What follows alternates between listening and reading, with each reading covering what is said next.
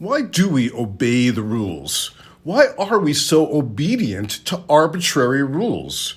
What would happen if we stopped obeying the rules? Would there be chaos? Yes. But don't we have chaos with the rules? What good is a rule, law, or regulation if nobody enforces it? A crime is not a crime if nobody reports it. But what keeps us obeying any rules imposed on us by anybody?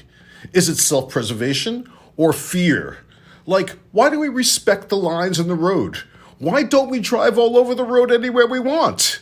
Why don't we just drive into oncoming traffic? Why do we wait for the light to turn green? Why don't we open the plane door mid-flight? Why do we respect the skull and the crossbones on the label of poisonous toxic materials? Why don't we drink poison? Why? Well, this is the key. Because we'd probably get killed, and we don't want to get killed. So one thing that was assumed that we could count on in the social contract that binds a civilization is that we obey the rules, the laws, the regulations that at least keep us alive, and don't break rules that will get us killed.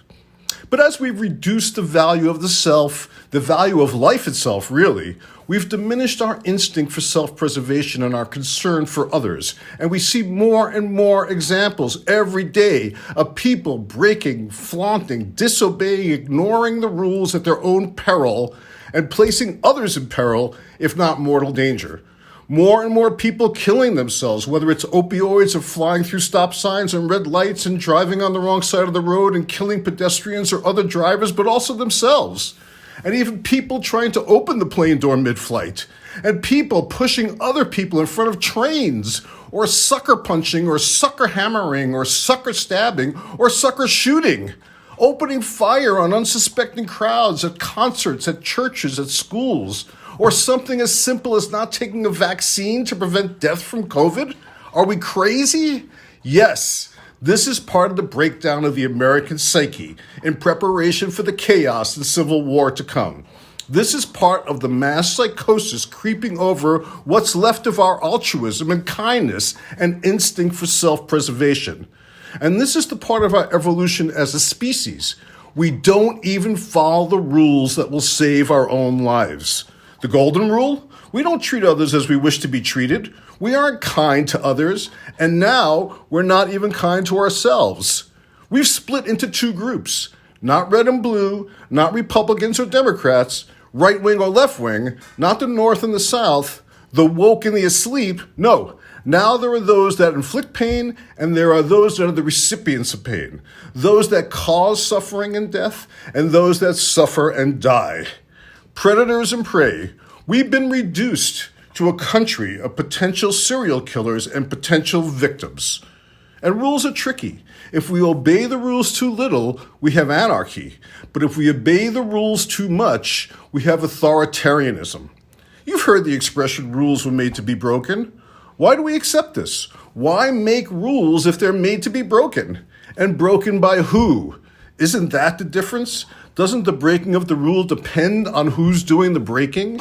For some, breaking the rules is accepted and expected, even encouraged. For others, breaking the rules means death. Who makes the rules? And who interprets the rules? Who wants order? Who wants control? Who is creating rules that could only be broken by them? And so we get to the heart of the matter. Rules have exceptions, but do exceptions make the rule? That seems absurd to me. You're saying right off the bat that we'll create rules that some must obey, but others are exceptions who don't have to follow the rules, the very rules they themselves make. If the exception makes the rule, if the thing that's not the rule makes the rule, then why have the rule? Sometimes we're resourceful. We figure out a way around the rules. And what that usually proves is that the rule was foolish in the first place. It was a stupid rule, like rules that prevented black people or women from voting. These were abusive rules designed by one small group to oppress another. Again, control and power. All rules are attempts at control and power. There used to be a ruler. They made the rules, but they didn't follow the rules. An inherently unfair system. They had rules like the rule of thumb, a rule just vague enough that it could be whatever the ruler wanted it to be. Rules are also a form of neurosis, a sort of collective societal, maybe even species-wide form of OCD.